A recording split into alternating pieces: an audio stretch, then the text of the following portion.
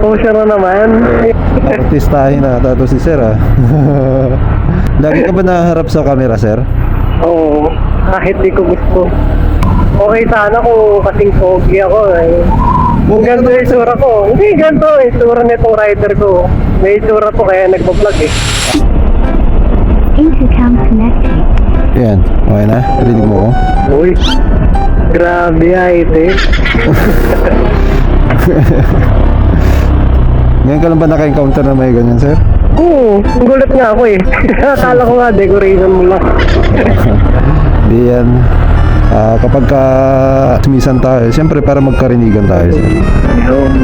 Yan. Friendcon yan, sir. Ha? Friendcon ng kata. Wait. Friendcon. Baka naman yan. Friendcon.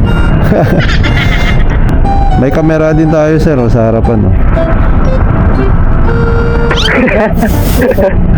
Kaway ka, sir. Ayan. Mamaya na-posta ako. Actually, sir, nabablog kasi ako. Ayan. Diba? Free exposure yun, sir. Oh, siya na naman. Ayoko na ng ganyan. Ayan, nagsasawa ka na ma-expose ba, sir? Ayoko na. Masyado madami. Wow Artistahin na ata to si sir, ah. Ano tanong mo na? Lagi ka ba naharap sa camera, sir? Oo, kahit di ko gusto. Oo. Bakit? Ba't di mo gusto, sir? Nakakailang kaya? Nakakailang ba? Nga din yung mga dami nakakita ng mukha mo. Okay sana kung kasing pogi ako eh. Kung ganito yung itsura ko. Hindi, ganito yung itsura nitong rider ko. May itsura ko kaya nagpa-vlog eh. Ay, grabe naman, sir. Lahat naman pwede mag-vlog, sir. Ikaw, sir, kung gusto mo, pwede naman. May itsura ka din naman eh. Hindi ako. Hindi bagay sa akin. Ay, wala ba? Out of your skills ba? Or wala ka lang talagang gusto na i-vlog? Wala yun sa skills ko. Wala. Sa data akong mahihain para dun. Ay, mahihain.